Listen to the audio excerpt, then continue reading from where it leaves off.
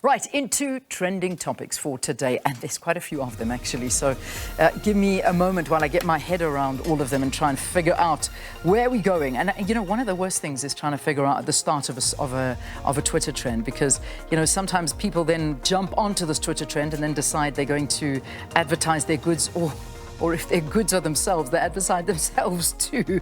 I don't know what it is, but anyway. All right, here we go. Mutsepe, that is a big trending topic this morning.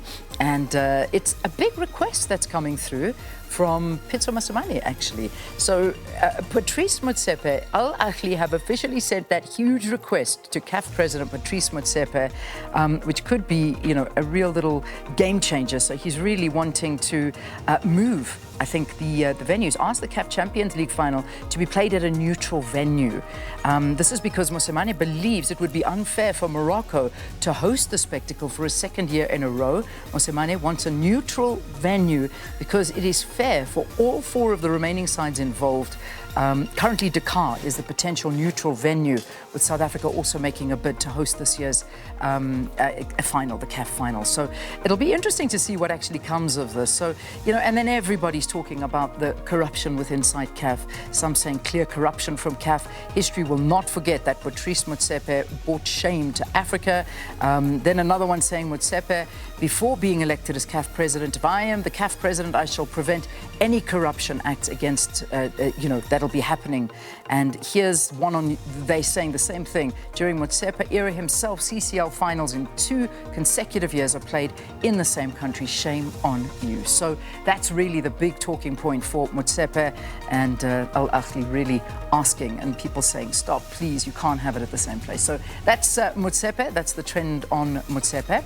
The next trending topic is Cyril, and I mean, this is the big one, of course, that we're covering in the news this morning. And I think Eastern Cape Cyril going together there. This was all, of course, after the electoral conference that took place, and Oscar Mabuyane has been elected. But I think the stories coming out there was, obviously, we saw the president going and addressing the delegates and the crowds gathered there.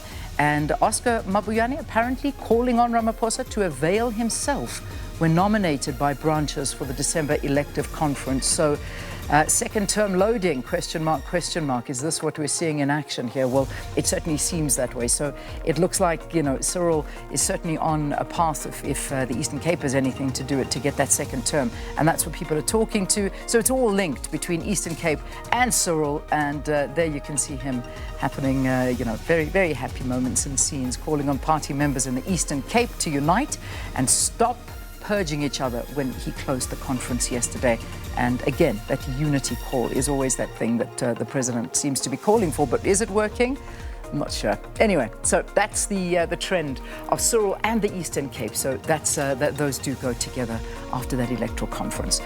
Khayelitsha, I mean, Khayelitsha, what's happening in Khayelitsha is just, it's devastating. I mean, it's never not been devastating, but I mean, to see what actually happened over this particular weekend, 10 people were killed. I mean, this was the latest number. I remember yesterday, basically, we were talking about 6 people die in a mass shooting, but apparently this number has now gone up to 10 people that have been killed in just the last couple of days in Khayelitsha.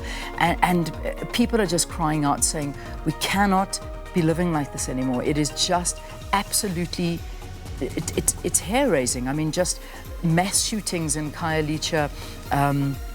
There's one where a body was discovered of a woman who was shot allegedly by her boyfriend.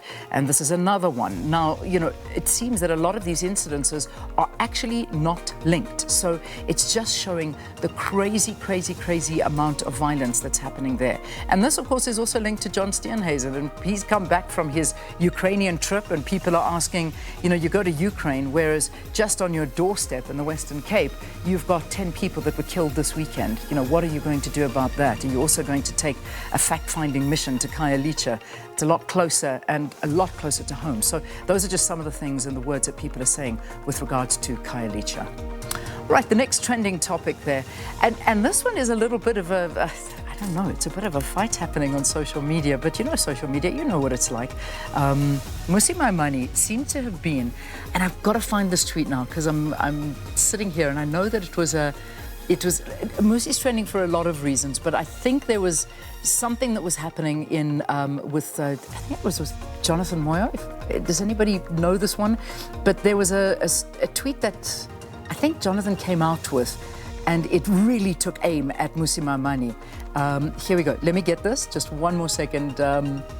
There's just, I hate the fact that I've lost it. You know, I'm trying so hard to remember it and I can't find it. But I know that there is a big spat between what's happening with Mmusi Maimane and also with something happening in Zimbabwe. And yeah, I want to read the tweet word for word. I don't want to make it up. So I'll try and find it, and if I can, I will read it to you. But there's just one here coming up. The popularity of Mmusi Maimane has gone up tremendously in Zimbabwe this year. Not only personal support by ZANU-PF, but opposition parties as well. Zimbabweans see this political hobo as a champion of their rights. Zimbos are so desperate for validation from irrelevant South African politicians. So there seems to be this thing happening between Zimbabweans and here it is. Maimane is a South African politician and an NDI puppet. He is not a Zimbabwean. To justify his leading role in the Shutdown Zimbabwe campaign, compatriots who want to be led or to be associated with Mmusi Maimane's Shutdown Zimbabwe plot should not expect everyone to join them. So that's kind of where it is. And then, of course, Mmusi jumped in and he had something to say as well. Tyrannical regimes require silence in order to continue their oppression. If South Africa has been honest, in 2002 and in 2008, we would have avoided the mass migration that followed. We paid a high price for supporting Mugabe. We will not support Mnangagwa, another Mugabe. So I think you're getting an idea of the little bit of a tour happening between Maimane and Zimbabwe right now.